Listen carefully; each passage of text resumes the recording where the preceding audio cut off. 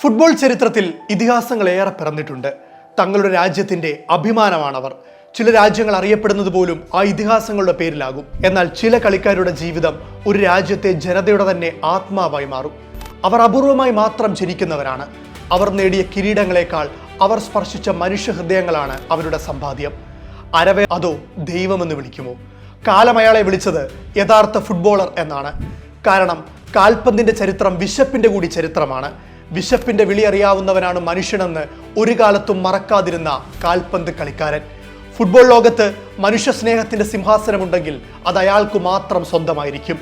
Football തനിക്ക് നൽകിയ സമ്പാദ്യം സ്വന്തം ജനങ്ങൾക്ക് കൂടി പങ്കിട്ട് നൽകിയ സെനഗലിന്റെ സ്വന്തം സാദിയോ മാനെ.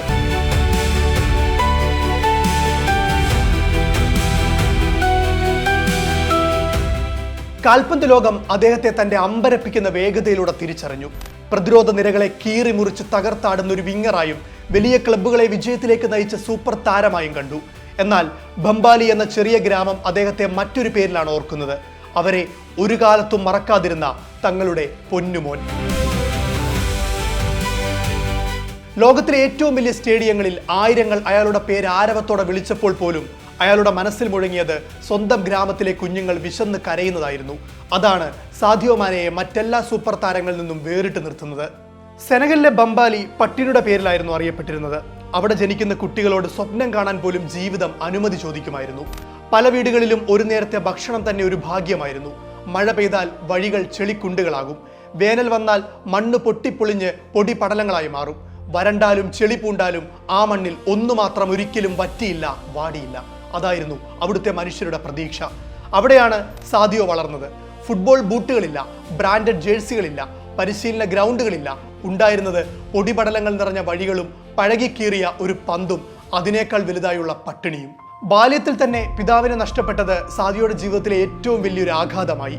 കുടുംബത്തിൽ ഒരു നേരത്തെയെങ്കിലും ആഹാരം കൊണ്ടുവന്നിരുന്ന അച്ഛനില്ലാതായതോടെ പട്ടിണി അയാളുടെ കണ്ണുകളിൽ തളം കെട്ടി. എങ്കിലും അമ്മയുടെ ധൈര്യവും വിശ്വാസവും അയാളെ മുന്നോട്ട് നയിച്ചു. പിന്നീടുള്ള ഓരോ ദിവസവും അയാൾ പന്ത് തട്ടിയത് കുടുംബത്തിനൊരു നല്ല നാളെ ഉണ്ടാകുമെന്ന വിശ്വാസത്തിലായിരുന്നു. വിശപ്പ് ശരീരത്തെ ക്ഷീണിപ്പിച്ചെങ്കിലും പ്രതീക്ഷ അയാളെ ഒരിക്കലും തളർത്തിയില്ല. പിന്നീട് സാദിയോ സെനഗലിലെ പ്രശസ്തമായ ജനറേഷൻ ഫുഡ് അക്കാദമിയിൽ ചേർന്നു. അവിടെയാണ് അദ്ദേഹത്തിന്റെ കഴിവ് യൂറോപ്യൻ സ്കൗട്ടുകളുടെ ശ്രദ്ധയിൽപ്പെട്ടത്. ഫുട്ബോൾ അങ്ങനെ സാദിയോയ്ക്ക് തന്റെ വിധിയെ മാറ്റാനുള്ള ഒരു ആയുധമായി. ഒരു ദിവസം സ്വന്തം ഗ്രാമം വിട്ടിറങ്ങുമ്പോൾ സാദിയോയുടെ കയ്യിൽ ഒരു സമ്പാദ്യവും ഉണ്ടായിരുന്നില്ല. ഒന്നുമില്ലാത്തവൻ ലോകം കീഴടക്കാൻ ഇറങ്ങിയ പോലെയായിരുന്നു അത്. 2011 ഫ്രാൻസിലെ FC മെറ്റ്സിലായിരുന്നു അദ്ദേഹത്തിന്റെ ആദ്യ പ്രൊഫഷണൽ കരിയർ ആരംഭിക്കുന്നത്. ടീമിനു വേണ്ടി അധികകാലം കളിക്കാനായില്ലെങ്കിലും യൂറോപ്യൻ ഫുട്ബോളിലേക്കുള്ള വാതിൽ അവിടെ നിന്നാണ് തുറന്നത്. ഒരു വർഷത്തിനു ശേഷം അദ്ദേഹം ഓസ്ട്രിയയിലെ റെഡ് ബുൾ സാൽസ്ബർഗിലേക്ക് മാറി. അവിടെ സാദിയോ ഓസ്ട്രിയൻ ബുണ്ടസ് ലീഗ് കപ്പ് സ്വന്തമാക്കി. വേഗത, ഡ്രിബിളിംഗ്, ഗോൾ കൃത്യത എന്നിവ കാരണം യൂറോപ്പിലെ വലിയ ക്ലബ്ബുകൾ അദ്ദേഹത്തെ ശ്രദ്ധിക്കാൻ തുടങ്ങി. 2014 ഇംഗ്ലണ്ടിലെ സൗത്താംപ്ടൺ FC അദ്ദേഹത്തെ സ്വന്തമാക്കി. പ്രീമിയർ ലീഗിൽ അദ്ദേഹം ലോക ശ്രദ്ധ നേടിയത് ഒരു അത്ഭുത റെക്കോർഡിലൂടെയായിരുന്നു. 2015 ആസ്റ്റൺ വില്ലയ്ക്കെതിരെ വെറും 176 സെക്കൻഡിൽ ഹാട്രിക് നേടി. ഇന്നും അത് പ്രീമിയർ ലീഗിന്റെ ചരിത്രത്തിലെ ഏറ്റവും വേഗമേറിയ ഹാട്രിക് ആണ്. ഒരു ഗോട്ടുകൾക്കും ഒന്ന് തൊടാൻ പോലും കഴിയാത്ത റെക്കോർഡ്. ഈ പ്രകടനങ്ങൾ അദ്ദേഹത്തെ 2016 ലിവർപൂൾ FCയിലേക്ക് എത്തിച്ചു. അന്നത്തെ മാനേജർ ജൂഗൻ ക്ലോപ്പ് രൂപപ്പെടുത്തിയ ടീമിന്റെ പ്രധാന ആക്രമണ ശക്തികളൊന്നായി സാദിയോ മാറി. ജൂഗൻ ക്ലോപ്പയുടെ കീഴിൽ അദ്ദേഹം മുഹമ്മദ് സാല, റോബർട്ടോ ഫിർമിനിയോ എന്നിവരോടൊപ്പം ചേർന്ന് യൂറോപ്പിലെ ഏറ്റവും അപകടകാരിയായ മുന്നേറ്റ നിരകളിൽ ഒന്ന് സൃഷ്ടിച്ചു. 2019 ലിവർപൂൾ UEFA ചാമ്പ്യൻസ് ലീഗ് കിരീടം നേടി. അതേ വർഷം അദ്ദേഹം പ്രീമിയർ ലീഗിലെ സംയുക്ത ടോപ്പ് സ്കോററായും പ്രീമിയർ ലീഗ് ഗോൾഡൻ ബൂട്ട് ജേതാവുമായി.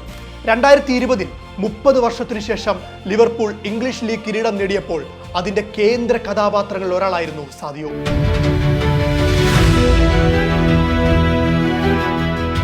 പിന്നീട് FIFA world cup, UEFA super cup, FA cup, EFL cup എന്നിവയും അദ്ദേഹം ക്ലബിനൊപ്പം സ്വന്തമാക്കി. 2022 അദ്ദേഹം ജർമ്മൻ ക്ലബായ ബയേൺ മ്യൂണിച്ചിലേക്ക് ചേർന്നു. അവിടെ ബുണ്ടസ് ലീഗ് കിരീടം സ്വന്തമാക്കി.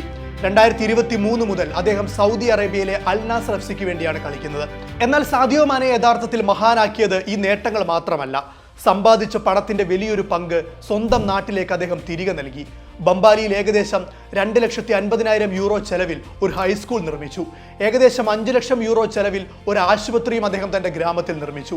COVID-19 കാലത്ത് സെനഗലിനായി നിരവധി സഹായങ്ങൾ അയാൾ നൽകി. ഗ്രാമത്തിൽ 4G ഇന്റർനെറ്റ്, വിദ്യാർത്ഥികൾക്ക് ലാപ്ടോപ്പുകൾ, പോസ്റ്റ് ഓഫീസ്, പെട്രോൾ സ്റ്റേഷൻ എന്നിവ സ്ഥാപിക്കുന്നതിലും സാദിയോ സാമ്പത്തിക പിന്തുണ നൽകി. ഗ്രാമത്തിലെ കുടുംബങ്ങൾക്ക് പ്രതിമാസ ധനസഹായ പദ്ധതികളും ആരംഭിച്ചു. ഒരു ഗവൺമെന്റ് ചെയ്യേണ്ട കാര്യങ്ങളെല്ലാം ഒരു ഫുട്ബോളർ ഒറ്റയ്ക്ക് നിന്ന് ചെയ്തു. പട്ടിണിയിൽ നിന്നും പ്രീമിയർ ലീഗ് കിരീടത്തിലേക്ക് എത്തിയ ഒരു ജീവിതത്തെ നിങ്ങൾ ഏത് ഇതിഹാസങ്ങളോടൊപ്പം വായിക്കും? ഒരു ദിവസം മാധ്യമപ്രവർത്തകർ അദ്ദേഹത്തിന്റെ കയ്യിലെ പൊട്ടിയ മൊബൈൽ ഫോൺ ശ്രദ്ധിച്ചു. കോടികൾ സമ്പാദിക്കുന്ന ഒരു താരത്തിന് ഒരു പുതിയ ഫോൺ വാങ്ങാൻ കഴിയാത്തതല്ലെന്ന് എല്ലാവർക്കും അറിയാമായിരുന്നു. എന്നാൽ അദ്ദേഹം പറഞ്ഞ മറുപടി ഇന്നും ലോകം ഓർക്കുന്നു. ഈ ഫോൺ മാറ്റുന്നതിലും എനിക്ക് എൻ്റെ ഗ്രാമത്തിൽ ഒരു സ്കൂൾ പണിയുന്നതാണ് പ്രധാനം. ആ വാചകം ഒരു മറുപടിയായിരുന്നില്ല, അത് അദ്ദേഹത്തിൻ്റെ ജീവിത തത്വമായിരുന്നു. വിജയം ലഭിച്ച ശേഷം പലരും സ്വന്തം തുടക്കം മറക്കും. എന്നാൽ സാദിയോ മാനെ തൻ്റെ തുടക്കം ഒരിക്കലും മറന്നില്ല. അയാൾ ആദ്യമായി ബൂട്ട് കിട്ടിയ കാലവും മറന്നില്ല. സ്വന്തം മനുഷ്യരെ തിരിഞ്ഞു നോക്കാൻ ഒരു കാലത്തും മറന്നില്ല. സ്കൂളുകളും ആരോഗ്യ സൗകര്യങ്ങളും സമൂഹത്തിനുള്ള സഹായങ്ങളും, അങ്ങനെ അദ്ദേഹത്തിൻ്റെ സമ്പത്ത് വ്യക്തിപരമായ ആഡംബരത്തിനേക്കാൾ തൻ്റെ മനുഷ്യരുടെ ജീവിതത്തിലേക്കാണ് എത്തിയത്. ഈ വേൾഡ് കപ്പിലും സ്വന്തം രാജ്യത്ത് നിന്ന് സാമ്പത്തിക സഹായമില്ലാതെ സ്വന്തം ചെലവിലാണ് സെനഗൽ താരങ്ങൾ മത്സരിക്കുന്നത്. അതിലും ഏറ്റവും വലുത് സാദിയോ മാനെയുടെ സാമ്പത്തിക പിന്തുണയാണ്. അയാളുടെ ജീവിതം കാൽപന്തിലെ ഏത് ഇതിഹാസങ്ങളെക്കാളും വലിയ മൂല്യമുള്ള പാഠപുസ്തകമാണ്. അതിൻ്റെ ഉള്ളടക്കം വിശന്നിരിക്കുന്നവൻ ഇറങ്ങി തിരിച്ചാൽ ലോകം തന്നെ കീഴടക്കാം എന്നതാണ്.